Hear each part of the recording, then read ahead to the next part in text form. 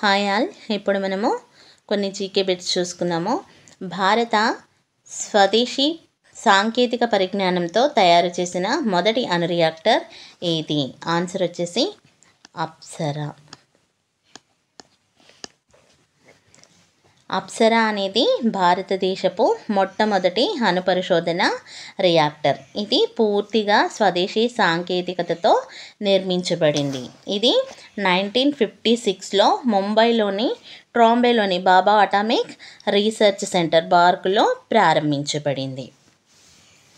Next one వచ్చేసి smiling Buddha అనే code పేరుతో మొదటి అణు పరీక్ష రాజస్థాన్లో జరిగిన సంవత్సరం ఏది? ఆన్సర్ వచ్చేసి 1974.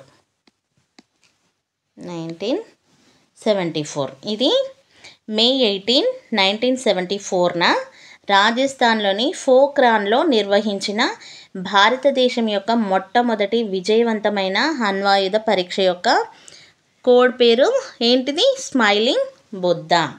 ఎక్కడ? రాజస్థాన్లోని పోఖ్రాన్లో. ఏ రోజు? మే 18, 1974 ఇయర్ వచ్చేసి. Thank you all.